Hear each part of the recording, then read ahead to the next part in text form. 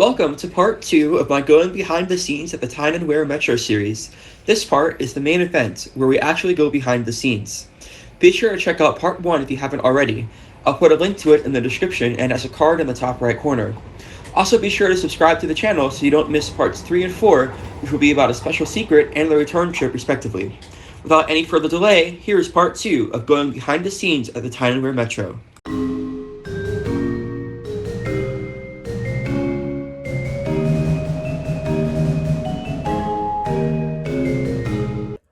It's 4:30 a.m. A little bit earlier than I need to get up, but that's okay. Cause my train is until like 5:30.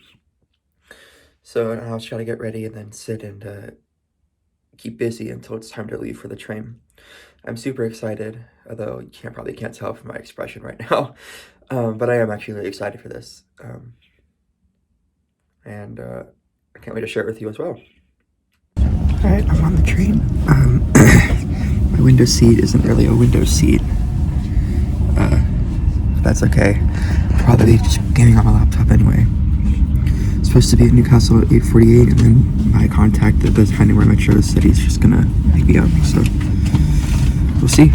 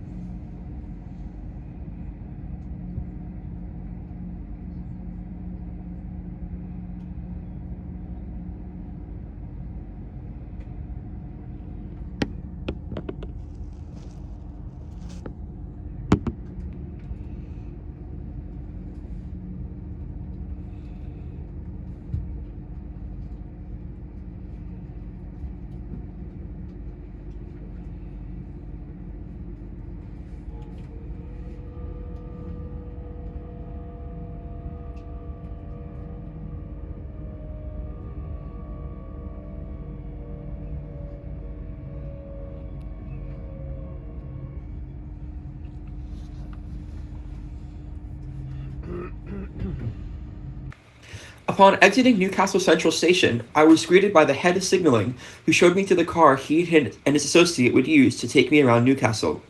They first took me to the Nexus Learning Center, which is their training center as the name implies. Nexus is the name of the agency that operates the Tyne and Wear Metro, the Shields Ferry, and oversees bus transit in the Newcastle region. We entered through the back into a mock-up of a station, complete with ticket barriers, a full-scale platform, and a new BR Class 555, known as the 555, sitting at the platform.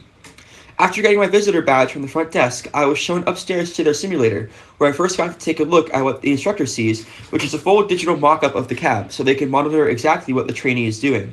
I next got a turn on the driver training simulator. I've played train simulator before, so I kind of knew how to drive a train, but being able to use actual controls is a lot different than using keyboard shortcuts and a mouse to look around. I also didn't have route knowledge, which is something that a real driver trainee would accrue after lots of practice. I had the instructor to guide me through speed limit changes and making stops. We next went downstairs, where I got to take a close look at the 555. I noticed that the barn doors that let trains out had little cutouts with overhead wire, which I thought was interesting.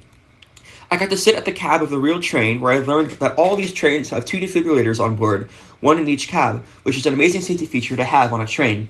I got to push the button to trigger pre-recorded announcements, and also got to see what happens when a passenger pulls the emergency alarm.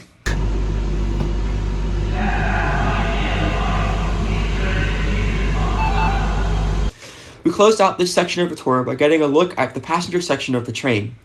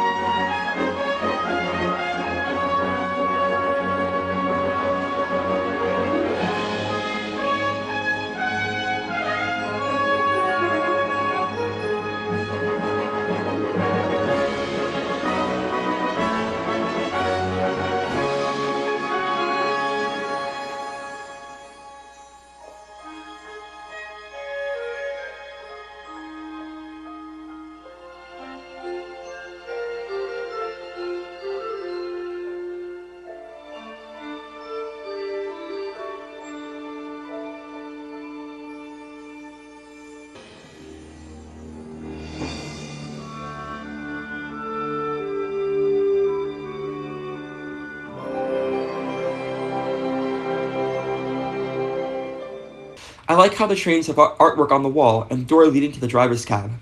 I noticed while riding the system that the artwork is different for each end of the train and that each unit has different artwork. The next stop on the tour was the signal cabin for the South Shields area. The first thing we saw was the manual control panel for the switches and signals. This panel isn't used anymore as Metro has the South Gosforth Control Center to centrally manage everything, but the panel is still in working order in the event of an emergency. We then went into the mechanical room where I got an up-close look at the electromechanical relays that control everything. This electromechanical system is the successor to mechanical interlockings, which are still used on rural parts of the British National Rail system to this day. It was really interesting to see how many individual relays went into making just a small portion of the system run. I also got to look at the RTMS cabinet. RTMS stands for Rail Traffic Management System and is a modern digital signaling system that augments the physical electromechanical relay system. Our third stop was a brief stop at Littlehaven Beach at the mouth of the River Tyne, offering gorgeous views of the Tynemouth Priory and Castle and the Collingwood Monument. The Priory and Castle is a medieval Benedictine priory that was later turned into a castle in 1296.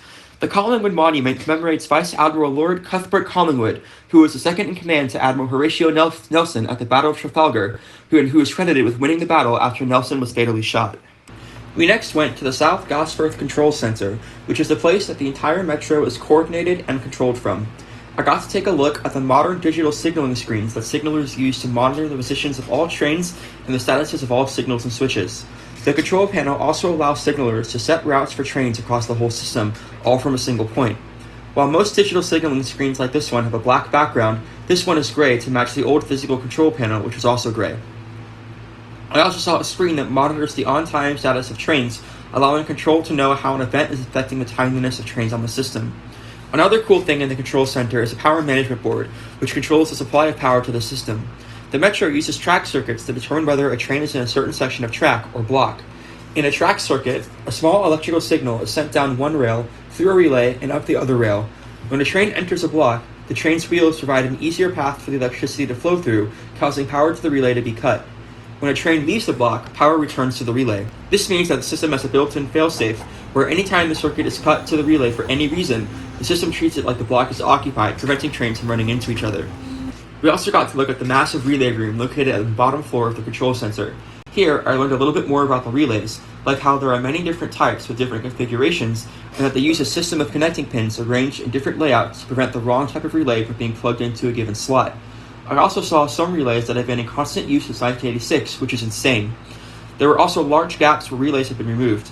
The relays that were in those sections have been replaced by the more modern digital signaling system, which we also got to see the signal cabinets for. The last stop on the official tour was the South Gosforth Depot, which is the main train storage and maintenance facility for the Metro. The facility was completely rebuilt in preparation for the new Class 555s and is operated by Stadler, who has a contract to maintain Metro's new fleet in addition to building the new trains. Speaking of new trains, the trains that the Tyne and Wear Metro is currently putting into service are the same model of trains as the Class 777s used on Merseyrail, the CQ400s entering service on MARTA this June, and the third-generation trains on the Glasgow subway, along with a few other systems. Stadler calls the model the Metro, and is a modular platform adaptable to many different uses. I had to put on PPE in order to enter the facility, as it is an active work zone, which made the tour that much cooler. There were the new 555s and the old Class 599 Metro cars in the workshop when we visited, so I got an up-close and personal look at both models.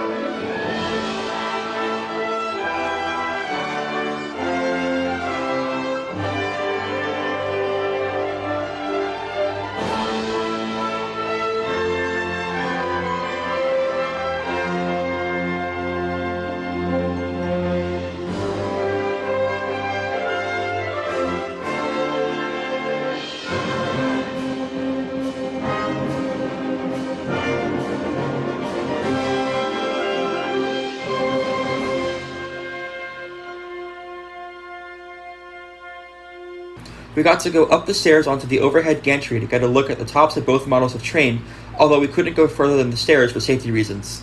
Due to the presence of the gantries and the need for workers to access the tops of the trains, there is no overhead wire in the workshop, meaning that in order to get a train in and out, they have three options. Option 1 is to couple 3 or 4 units together and push a unit into or pull a unit out of the shop. Option 2 is to use one of their 3 diesel work locomotives, although 2 are out of service and the third is very temperamental. The third option is to use a tiny tug that, while small, is powerful enough to move 3 or 4 metro cars on its own, which is crazy to think about. I got the opportunity to go inside one of the metro cars they were working on and got a nice look at what the car interiors look like without passengers, as well as getting to sit in the cab, which is much more cramped than the one on the 555s.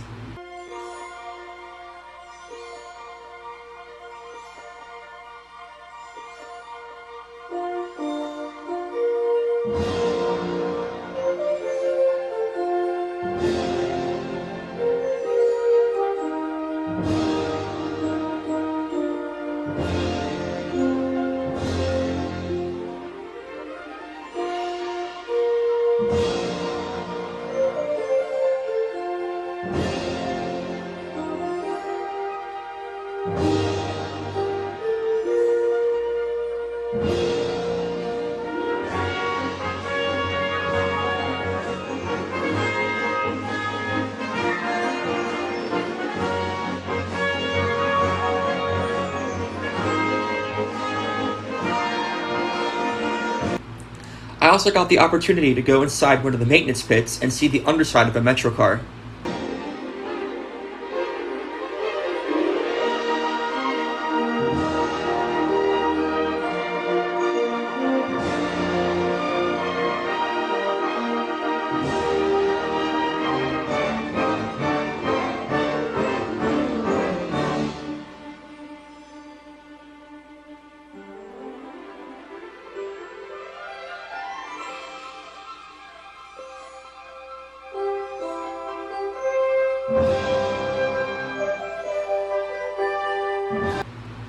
We also saw a metro car that had been lifted up on jacks like you see at a mechanic shop.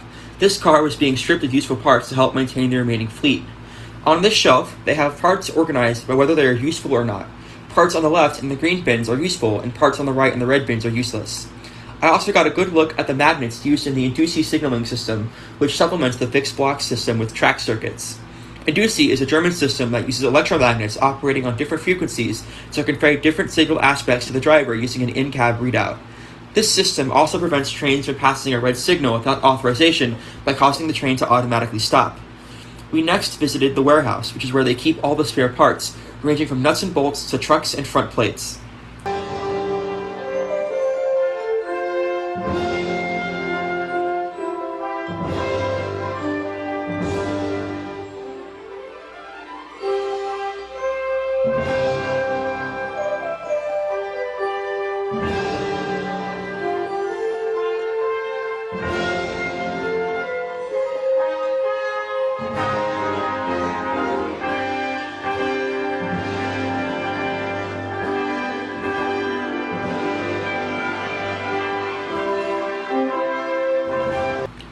Now is also probably a good time to mention the huge overhead cranes they have in the main workshop area and the warehouse to move heavy objects around.